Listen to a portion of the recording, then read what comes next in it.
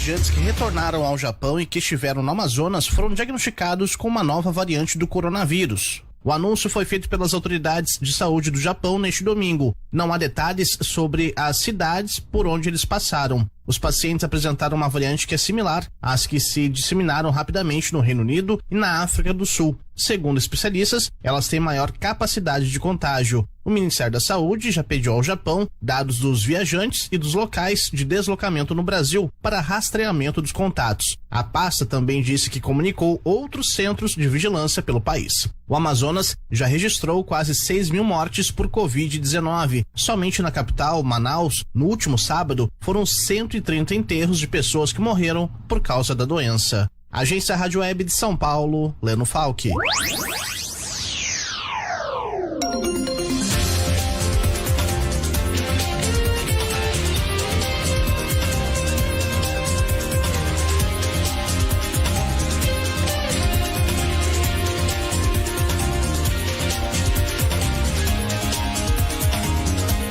Muito bem, agora 15 horas e 11 minutos na Clube. Como anunciado anteriormente, estamos recebendo aqui nos nossos estúdios a secretária municipal de saúde, Daniela Betelli, para uma entrevista exclusiva aqui aos nossos estúdios. E aqui é a Clube FM. Ao meu lado, o nosso diretor, Rafael Zayati. Boa tarde, Rafael. Boa tarde, Henrique. Boa tarde a todos os ouvintes da Clube.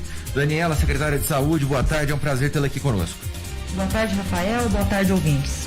Daniela, começando então, com esse novo decreto vigente, qual a expectativa da Prefeitura quanto ao número de novos contaminados por dia?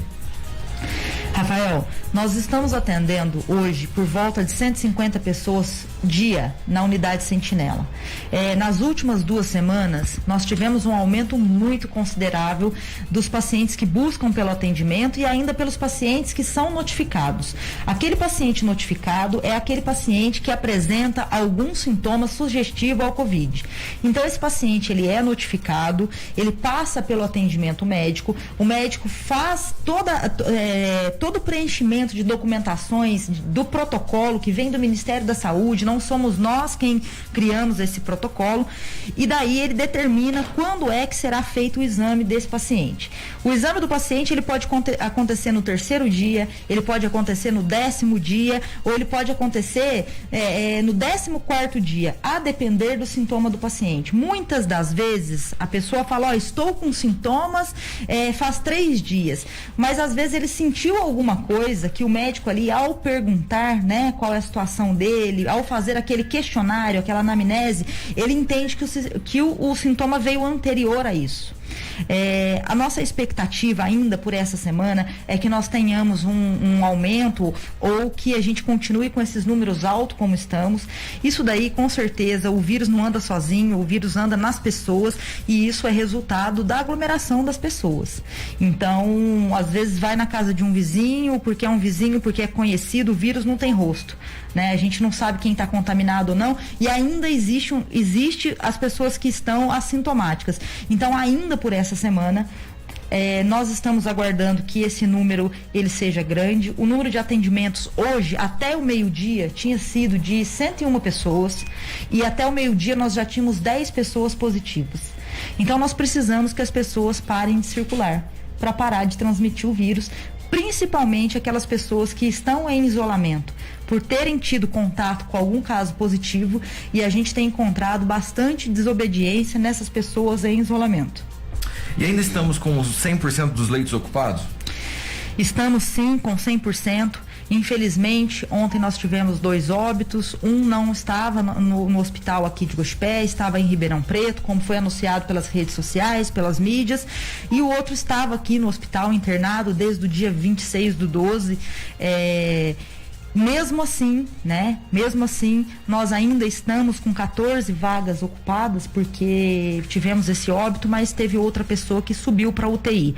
Hoje temos 7 pacientes de Guaxupé, 1 paciente de São Pedro da União, 2 pacientes de Guaranésia, 3 pacientes de Juruáia e admitimos 1 paciente agora de Arceburgo no período da manhã e estamos com 100% de lotação.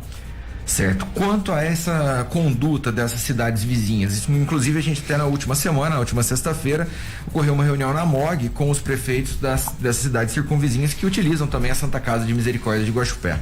Sabe nos informar se o protocolo aplicado em Guaxupé foi exatamente o mesmo que está sendo aplicado em outras cidades?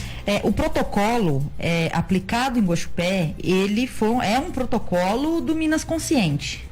Tá? Então, se eu não estou enganada, o único município da microrregião de saúde, microrregião são aquelas cidades que são dependentes do Hospital de Guaxupé, que o Estado e a União encaminham recurso financeiro para o Hospital de Guaxupé para que eles possam usar a estrutura daqui nas questões de média e alta complexidade, nesse caso da UTI. Cabo Verde não está inserido no plano Minas Consciente nessa situação. Então, ele tem a autonomia de seguir a deliberação 17. O que é isso? É mais restrito ainda que o Minas Consciente. Todos os municípios da macro-região sul, para quem acompanha o programa Minas Consciente, vai entender do que eu estou falando. A macro-região sul, que compreende Alfenas, Pouso Alegre, Poços de Caldas, Guaxupé, enfim, ela está na onda vermelha. A classificação do Minas Consciente, ela é feita por micro-região. O que é isso? É aquela cidade que é referência em saúde para as outras cidades. Então, Guaxupé é referência para mais 7 cidades. Essas 7 cidades estão inseridas no Minas Consciente e devem seguir o protocolo desenhado por estatísticos e infectologistas do mais alto gabarito da Secretaria de Estado de Saúde. Então, elas devem seguir. Tá? Quanto ao decreto também ou não? Justamente o decreto, ele é a onda, o nosso decreto hoje, ele é a onda vermelha do Minas Consciente, que é onde estamos inseridos. O Minas Consciente colocou esse decreto como vigência do dia 9 até o dia 19. São 10 dias. Todas as quartas-feiras acontece uma reunião no Comitê de Operações Especiais do Estado. Quem participa? Secretário de Estado de Saúde, infectologistas, estatísticos e o Ministério Público fazem essa reunião. Daí, apresenta-se o cenário da saúde no estado de Minas Gerais como um todo. E aí eles olham todas as particularidades, inclusive se não tem leito aqui, aonde tem leito. Se não tem leito em Alfenas, aonde tem leito. Tem que procurar o leito no estado todo. E daí eles lançam a onda do Minas Consciente. Então, quando a gente está na vermelha, a gente não está vermelho porque é Guaxupé, Guaranésia, Juruá e Muzambinho. A gente está na vermelha, na micro, considera-se esses 8 municípios. Na macro sul, que é o que todo está contaminando, né? Que é chamado de RT. O quanto que uma pessoa consegue contaminar quantas outras. O RT bom é abaixo de 1. O RT da região sul estava em 1,6. Ou seja, uma pessoa estava com capacidade de infectar quase 2 pessoas. Quanto a nesse quadro que você citou aí, com 100% de ocupação, em caso de uma nova necessidade, eu preciso de mais um leito no caso, como que deve ser procedido? Essa pergunta é muito pertinente, Rafael. Infelizmente, não é apenas um desejo do prefeito ou do secretário de saúde ou de quem quer que seja. Para a gente ter um leito de UTI funcionando, seja um leito normal, seja um leito Covid, nós precisamos de autorização da vigilância estadual e precisamos de autorização do Estado para ter um leito funcionando. Por quê? Porque essa vaga, ela é disponibilizada, ela precisa aparecer no painel de controle do Estado. Então não basta colocar lá um respirador, colocar lá um monitor de parâmetros, ter uma cama e ter os profissionais. A gente precisa ter autorização para ter esses leitos e, acima de tudo, nós precisamos do recurso humano. Isso nos últimos dias foi muito falado e muito comentado. Tanto a Santa Casa quanto a Prefeitura de Guaxupé, nós estamos perdendo funcionários afastados, né? Nós estamos com funcionários afastados, com os sintomas do vírus, são seres humanos como todo mundo, né? Então diferente, né? Eles estão ainda com um contato verdadeiro com o vírus. A gente sai na rua, aquela pessoa que cruza com a gente pode estar ou não infectado. Eles estão cruzando de fato, eles estão cuidando de fatos de infectado. Então, nós temos poucos recursos humanos, as pessoas estão exaustas. A unidade Sentinela iniciou em março até hoje nós não fechamos nenhum dia. Ela abre todos os dias, das 7 da manhã às 4:30 da tarde. Então os profissionais que estão lá também estão exaustos. Não é só abrir um leito de UTI, porque a mesma coisa acontece. O leito de UTI é o que a gente gostaria de não precisar usar, né? Teste não é remédio e leito de UTI não é a solução. O que nós precisamos é a conscientização da população de forma que elas se previnam para não se contaminar. Certo. Quanto à estrutura da Prefeitura e da Santa Casa, após 10 meses, o que podemos falar que mudou ou melhorou? Rafael, nós fizemos um investimento, nós que eu digo SUS, de 2.300.000. 2.300.000 em equipamentos, em medicação, em recursos humanos para pagar plantonistas. Toda a rotina mudou. Para você ter ideia, até os vasos sanitários que são utilizados dentro do pronto atendimento, do hospital, eles têm que ter um tratamento diferenciado, né? A pessoa utilizou o vaso sanitário, joga-se ali um produto diferenciado. Por quê? Aquela pessoa pode estar contaminada ou ela está contaminada. Então, é muito trabalho. Nós o Guaxupé, a vida inteira teve 9 leitos de UTI. Desde quando se abriu UTI em Guaxupé, foram 9 leitos SUS e um leito particular. Nós abrimos mais 10 leitos, que ficamos com 19. 9 UTI geral, 10 leitos de Covid. E na última semana, mais 4 leitos Covid. Então, hoje, soma-se 23 leitos. Isso todos com respiradores? Todos os leitos com respiradores, até porque a gente não tem nem autorização para isso. Nós fizemos uma compra de respiradores lá atrás, quando o Brasil estava com problema de comprar respiradores. E aí eu não vou dizer que nós somos melhores nem diferentes que ninguém. Eu vou dizer que nós tivemos muita fé, muita ousadia e a mão de Deus, porque nós conseguimos receber esses 10 respiradores. Então a Santa Casa tem se desdobrado junto com a Secretaria de Saúde. Isso só foi possível porque fizemos um trabalho em conjunto.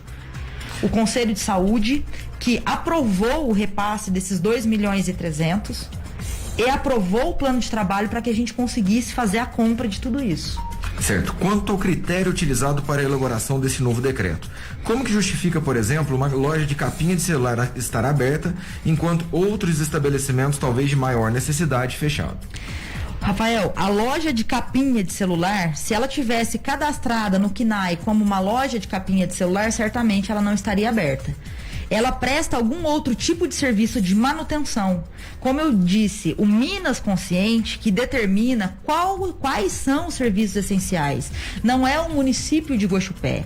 Então, quando o Guaxupé entende que não deve seguir o Minas Consciente, nós só temos um caminho, que é a deliberação 17. A deliberação 17 é uma deliberação mais restrita, mais rigorosa. Ah, mas tem jeito de ser mais rigoroso do que vocês estão sendo? Tem. Infelizmente tem. E assim, nós no comitê, desde março, a gente vem trabalhando para conseguir equalizar saúde econômica com a saúde física. Estivemos abertos por bastante tempo. Agora, como que nós podemos fazer se as pessoas hoje, eu não estou dizendo o comércio, estou falando das pessoas. As pessoas são indisciplinadas. Hoje não tem uma pessoa que não saiba o que é coronavírus. Ou pelo menos que não tenha ouvido falar. Às vezes a pessoa não sabe o que é, mas já ouviu falar, aquela doença. A gente precisa se cuidar, precisa usar máscara. Então, esse decreto, ele não foi um decreto feito por base do achismo, nem esse, nem um outro que a prefeitura já editou. Ele não foi um decreto, vamos decidir abrir aquilo ou aquilo outro. Não. O site do Minas Consciente está aí. Várias pessoas já tiveram acesso, já olharam, já chegaram para conversar com a gente. O que nós podemos ser, além do Minas Consciente, mais restritivo do que está sendo lá? Então, eu posso abrir o que está escrito lá, o que não é essencial? Não posso. Eu posso ser mais restritivo? Sim, eu posso. Neste momento, é isso que nós estamos vivendo. Isso aí seria arbitrário. A prefeitura poderia escolher manter o Minas Consciente ou pelo Código 17, conforme você disse. O 17 é mais rigoroso. Tudo bem, mas aí a prefeitura mesmo poderia escolher entre um ou outro. Eu acho que essa palavra, dessa forma escolha, ela é uma palavra um tanto quanto perigosa. Eu acho que foram feitos muitos estudos. E aí, mas vocês não têm estudo científico? Temos sim. Temos sim. Já pediram pra gente expor nós não vamos expor nome das pessoas, nós não vamos. O que podemos falar? Da idade. O Rodrigo falou muito bem falado na primeira live que ele fez. A população de 21 a 50 anos é a população mais infectada de Guaxupé, infelizmente. Mais concentrado ainda entre 21 e 35 anos. Então, o Minas Consciente, ele tem estatísticos. Tem live do secretário de Estado de Saúde toda semana que está disponível no Facebook. Ele apresenta todos os dados estatísticos. O Estado tem condições de enxergar aquilo que a gente não enxerga. Uma hora, Rafael, os leitos aqui, eles iriam acabar como o de Alfenas na semana passada estava 90%. Agora, nós precisamos que o Estado olhe para todos os dados aos quais nós não temos acesso e eles sim. Certo. Pela manhã, um ouvinte entrou em contato conosco dizendo que denunciou uma festa para a Guarda Municipal e ficou de olho para saber se fariam algo. E, para surpresa, nada foi feito. Não seria mais efetivo tentar multar e evitar essas aglomerações do que fechar o comércio? Pergunta de ouvinte hoje pela manhã, porque a gente tinha anunciado que o Rodrigo viria. Ok. O Rafael, é o seguinte, a gente tem recebido várias denúncias, tá? As denúncias, elas são acatadas sim. Se ele está dizendo que a guarda não foi, é importante, inclusive, depois você pode manter a pessoa no anonimato, lógico, porque se ele fez uma denúncia, não sei se ele quis se identificar ou não, pra gente entender o que aconteceu, mas a guarda, ela tem atuado. O que nós não vamos fazer, de maneira alguma, e essa não é a característica que nós trabalhamos e não vamos trabalhar, nós não seremos agressivos em momento algum. A gente faz a notificação administrativa, quando é necessário, dentro dos rigores da lei, porque nós não podemos sair fazendo coisas que não estejam em lei. A gente faz a cassação do alvará? Sim. Então, as festas, existe aí, assim, eu não sou da área, mas enfim, seria melhor até que o Major Márcio pudesse responder essa pergunta para vocês. Mas assim, da guarda entrar numa festa particular, uma festa fechada, hoje, neste momento, está acontecendo uma reunião, que eu deixei a reunião para vir para cá, uma reunião com os nossos agentes de saúde, que nós vamos retomar o serviço nas ruas, que eles fizeram tão bem feito no final do ano, pedindo para as pessoas colocarem máscara, pedindo para se distanciar nas filas. Nós vamos retomar esse trabalho. Agora, recebemos sim denúncias, fomos atrás de denúncias. Ontem, a gente, eu acho que ontem foi domingo, né? Ontem a gente recebeu algumas denúncias, nem todas as denúncias eram verdadeiras. Infelizmente, Rafael, ainda existe esse tipo de trote. É um absurdo, né? Tá? No É um absurdo. desse, ter alguém é um absurdo. Infelizmente, trote. ainda existe isso. Ou também aquela pessoa que denuncia, a hora que a guarda chega, que os fiscais da vigilância chegam, as pessoas já se organizaram para acabar com aquela irregularidade. Certo. No próprio decreto, impede a realização de cultos religiosos e missas. Porém, a catedral tem realizado com um contingente bem reduzido. Foi flexibilizado no decreto também ou não? Olha, não houve flexibilização no decreto. O decreto, ele foi publicado e ele está vigente. Para todos que acompanharam, e foi um assunto muito, muito comentado, né? Na última semana, essa situação dos encontros religiosos, eles seguem a regra que está no protocolo. O protocolo, ele é vigente, o decreto, aliás, o decreto, ele está vigente. E toda e qualquer lugar que houver irregularidades, nós faremos as nossas notificações, nós faremos a conversa, nós pediremos que a pessoa se enquadre no decreto. Certo. Pergunta de ouvinte aqui também, o Gabriel está perguntando como que Guaxupé vai se preparar para a realização do Enem, já que o MEC não adia os dias de prova. Ontem, domingo, nós nos reunimos no gabinete.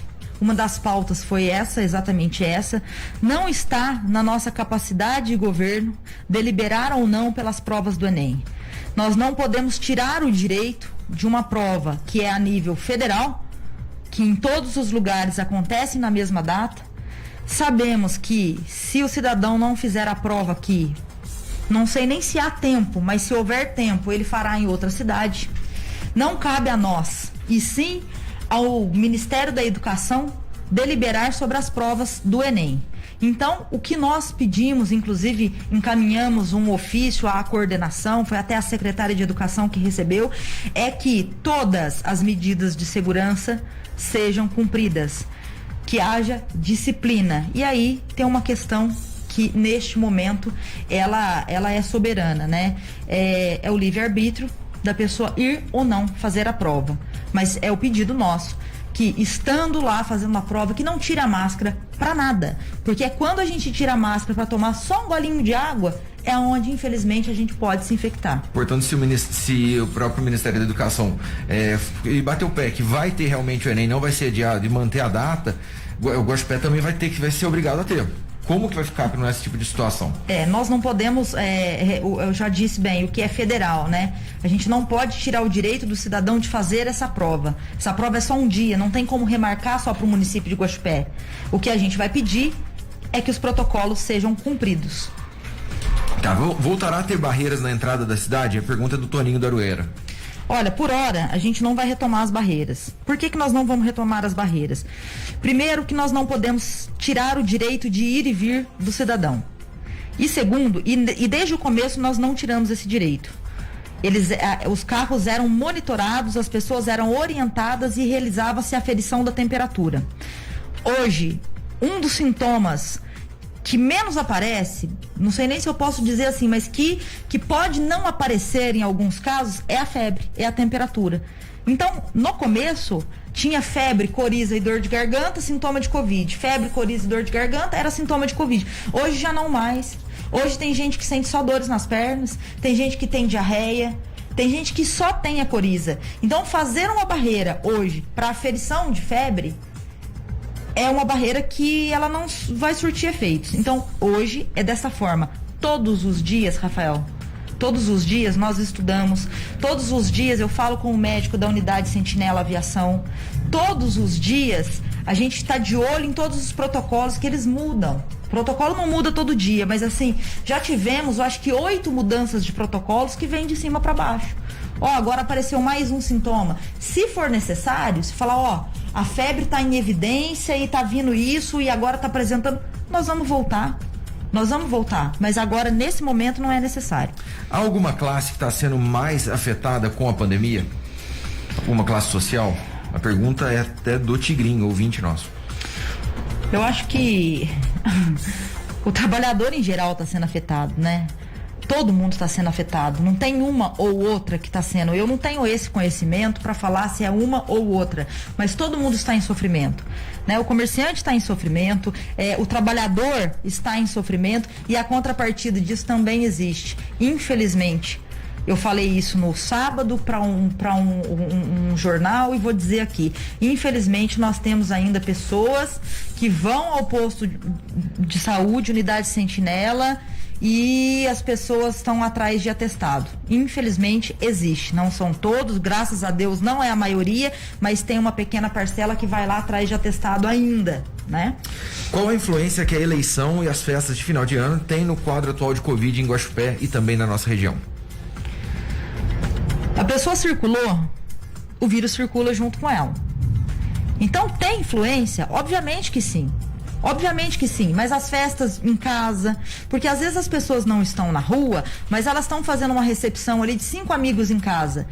Então o vírus não anda sozinho. Se a pessoa andou, se a pessoa aglomerou, se ela fez contato, por que existe no protocolo escrito que o distanciamento tem que ser de 2 metros e que no mínimo 15 minutos para ocorrer a infecção? Porque é neste tempo que os aerossóis, que é o quê? Aquilo que sai da boca, as partes leves que ficam no ar que contaminam a outra pessoa. Então está na rua, você está na rua, você não sabe quem está contaminado ou não. Existe influência? Obviamente que existe. Nós não temos que ser hipócrita e dizer que não, né? Aí vai de cada um que se aglomerou, vai de cada um que saiu e deixar claro, a aglomeração não é só a festa de final de ano. Quando você convida 5 pessoas, 6 pessoas, 3 pessoas para ir na sua casa, você está aglomerando, você não sabe se a pessoa está contaminada ou não. Algumas prefeituras já manifestaram a compra para vacinar a população local. Há alguma informação relevante quanto à vacinação em Guaxupé e se tem alguma expectativa? Hoje pela manhã, o primeiro contato do dia que eu fiz foi com o Instituto Butantan. Conversei com a Karen lá, assistente de diretoria, na intenção da aquisição das vacinas. Ela me explicou muito bem que na última sexta-feira o Ministério da Saúde pactuou com o Butantan também pela compra da vacina, mas que ainda era possível que a gente enviasse uma carta de intenção de compra dessas vacinas. A vacina Coronavac, que é a que está sendo produzida em parceria com o Butantan, são 2 doses, então faz a primeira dose, entre 14 e 28 dias a segunda dose. Então nós mandamos sim, hoje pela manhã, uma carta de intenção assinada pelo prefeito Weber para aquisição de 110 mil doses de vacina. Em 3 dias, nós podemos ter aí um resultado positivo com relação a essa aquisição das vacinas. Precisamos aguardá-los porque eles entraram com um pedido de autorização emergencial da vacina aqui no Brasil. Então estamos aguardando. A Alfenas também fez dessa mesma forma. Hoje recebi contato de colegas secretários que pediram o caminho e, em sendo possível, nós faremos aquisição sim das vacinas. Em caso do aceite por parte da Anvisa do Coronavac, tem uma data plausível para falar assim, por exemplo, ok, foi autorizado o uso emergencial, em quanto tempo pode falar que vai começar a vacinação em Guaxupé? A vacinação, ela tem que ser autorizada primeiramente pelo Ministério da Saúde. Não é o fato só de comprar a vacina, eu tenho que poder vacinar. Então, a mesma coisa, o estado de São Paulo, que vem falando há quase um mês sobre a vacinação, que estão comprando, fecharam e pactuaram, precisa ter autorização. Nós não podemos sair vacinando antes que se diga que pode vacinar. Então, está proposto para que a liberação disso aconteça do dia 20 de janeiro até, se eu não estou enganada, acho que 10 de fevereiro, para iniciar essa vacinação. Tudo depende, é a mesma situação lá atrás dos testes rápidos da Covid. Nós fizemos uma compra, essa compra foi frustrada, teve saqueamento no aeroporto e depois conseguimos comprar e hoje a gente compra com maior facilidade. Então nós esperamos que essa liberação saia rápido. Guaxupé é um dos municípios que fará a compra da vacina, que tem a expectativa de compra da vacina e, se Deus quiser, se tudo der certo e se as datas da Anvisa, juntamente com o Butantan, forem cumpridas, a gente começa aí na primeira semana de fevereiro, possivelmente, a vacinação. E essa, no caso, tem algum privilégio, porque Guaxupé manifestou o interesse de compra, logicamente, depois de Alfenas e várias cidades do estado de São Paulo. Mas isso é por ordem, teoricamente, de chegada, de pedido, de solicitação, como que é feito? É por ordem de pedido de solicitação, tá? Até dia 6 não havia ainda a manifestação do governo federal pela autorização da compra dessas vacinas por parte individual dos poderes públicos. No dia 6, o presidente Jair Bolsonaro emitiu um documento, que eu nunca lembro o nome, mas dizendo que o poder público poderia sim adquirir essas vacinas, não só essa, como outras que foram fora do país, que foram credenciadas, né, para uso. Então, por isso, a gente só fez depois que a União falou que podíamos comprar. Eu entrei em contato com a Regional de Saúde em Alfenas antes desse período, antes de entrar em contato com o Butantan, e eles pediram para a gente aguardar, que ainda não estava liberado que os municípios tivessem essa autonomia para compra. Qual que seria o valor dessas 110 mil doses que Guaxupé, teoricamente, reservou? Isso daí é uma coisa muito complicada, né? Porque eles fazem a tua reserva de vacina, eles fazem a tua intenção de compra, mas eles não te passam o preço fechado da vacina. Isso porque depende da capacidade de produção, tá? Depende da capacidade de produção. Mas, por uma expectativa, por volta de R$34 a vacina. Por dose? Tá, pelo atual momento, não seria interessante um consórcio com os municípios que utilizam a Santa Casa de Guaxupé e providenciar um hospital de campanha? Para que seja feito um hospital de campanha, como foi feito em várias outras cidades, a gente precisa, como o Rio de Janeiro foi feito e foi desmontado, sem uso, enfim, a gente precisa da autorização do Ministério da Saúde. Por que isso? Se a gente não tem a autorização para fazer, caso haja também uma superlotação de pacientes nesse hospital, eu não tenho autorização e eu não tenho para onde transferir esses pacientes. Então não é uma coisa que é uma decisão isolada do município. Lá no início, antes de fazer a ampliação dos 10 primeiros leitos de UTI Covid, depois dos 14, Eu fiz a consulta junto à Regional de Saúde para que a gente pudesse fazer sim um hospital de campanha. Acontece que para fazer esse hospital de campanha precisa do credenciamento. Para você ter o credenciamento, você tem que ter o espaço pronto. Para você ter o espaço pronto, você precisa ter tudo, inclusive equipe. Como que se monta um hospital de campanha se você não sabe se ele vai ser aprovado ou não? Você monta e depois desmonta. O recurso financeiro ele é grande e recursos humanos que hoje a gente tem dificuldade em encontrar. O que aconteceu com os comerciantes que foram notificados nos últimos dias, principalmente no último sábado? Eles serão multados? Você sabe informar o valor dessa multa? Olha, a multa é por UFM, né? Unidade, eu sei qual é o valor do UFM, né? Está escrito, inclusive no decreto tem o valor do UFM. Eles foram notificados, sim, né? Então provavelmente essa notificação ela gera uma multa que ela é passível de ser de recorrer. Enfim, todos os trâmites de uma multa do município em qualquer momento, seja ele de um terreno que esteja não cumprindo as regularidades do Código de Postura, mas existe um decreto. Aqueles que não cumpriram o decreto, eles serão avaliados administrativamente. As pessoas que não utilizam máscaras estão sendo multadas? As pessoas que não utilizam máscaras, elas estão sendo advertidas, né? Elas estão sendo advertidas. Então, infelizmente, não é todo mundo que anda com um documento, né? Você pede o documento e o que deveria usar, né? Porque isso é lei, você estar com um documento, você tem que estar com um documento, mas não são todas as pessoas que estão com documento, então fica muito difícil a gente conseguir fazer essa multa. Hoje a nossa reunião, inclusive, foi sobre isso, como é que faremos com essas pessoas de forma preventiva, de forma educativa. Rafael, nós não queremos multar ninguém, nós não queremos multar nem o cidadão, nem o comerciante, muito menos o comerciante. O que nós queremos é que as pessoas tenham consciência. Essas pessoas que estão na rua, sentadas na praça, elas estão atrapalhando o comércio e atrapalhando a saúde da população. As lojas que estão fechadas agora terão algum benefício junto à administração local? Por exemplo, maior prazo para pagar taxas e impostos desse começo de ano? A pergunta é da Marcela. Rafael, eu não sou a melhor pessoa para fazer essa resposta. Tá? O comitê vem discutindo isso também, só que assim, eu não tenho conhecimento da questão da taxação do município, eu sou secretária de saúde, é uma área que eu não me atrevo, né? Eu acho que melhor seria trazer aqui o secretário de governo, trazer a secretária de finanças para que possa falar sobre esse assunto, porque eu posso dizer alguma coisa aqui e estar dizendo coisas erradas a esse fim. Então eu prefiro não responder essa pergunta. Certo. A ouvinte Luciana fala o seguinte: se a própria doutora Salma afirmou que fechando pequenos comércios não mudaria o quadro, não há possibilidade de fechar tudo? Aquele famoso tudo ou nada? Ouvinte Luciana. Aí veja bem, Luciana, a gente fecha tudo. Aí eu preciso comprar um leite pro meu filho, eu não tenho aonde ir. Eu preciso comprar um paracetamol, porque tudo é tudo. Eu não tenho uma farmácia aberta. Quem determina os serviços essenciais não é a prefeitura.